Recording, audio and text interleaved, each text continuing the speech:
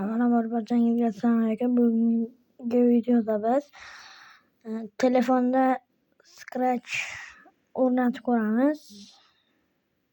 Va biz boshladik. Play Marketga kirib qidiruvlar bo'limiga o'tamiz. Ilovalar va o'yinlarni qidirishga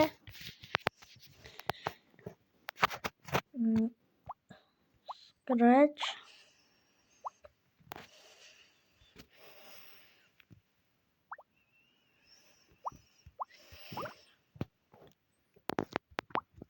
ping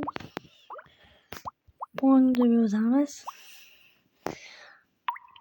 va qidiruvni bosib o'rnataveramiz. O'rnatib kiramiz. Bu yerga hech narsa yozishimiz, startni bosamiz.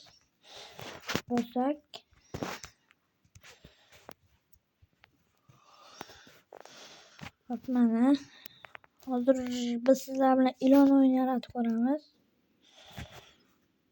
Sprite'ni chizishga o'tamiz. Xohlagan rangni tanlab doiracha chizamiz.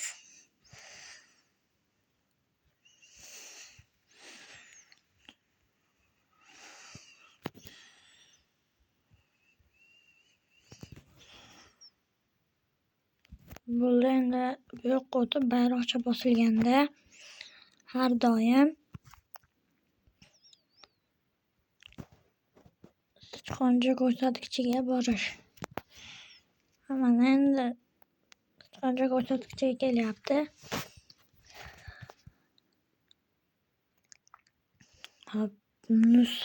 O'zidan nusxa yaratishni qo'yamiz. Keyin yoniga nusxa qabul qilinganda bu nusxani o'chirish, orasiga 1 soniya kutishni qo'yamiz. Mana endi hozir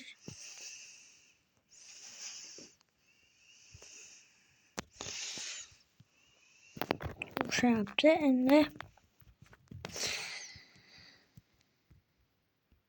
ko'rinishlar bo'limiga o'tib rang effektini 25 ga o'zgartirib qo'ysak, bu rangli bo'ladi.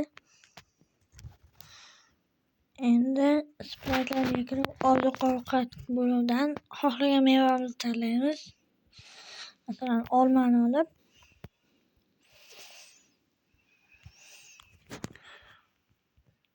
bayroqcha bosilganda har doim agar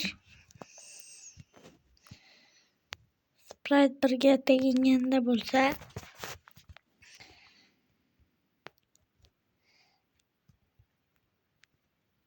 yashirish,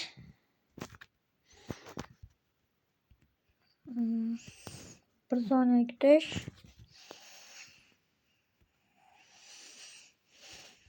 tasodifiy joyiga borish, ko'rsatish.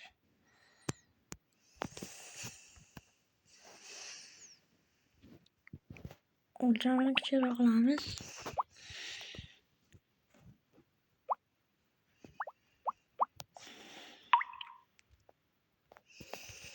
Mana endi sinab ko'ramiz va o'xshayapti.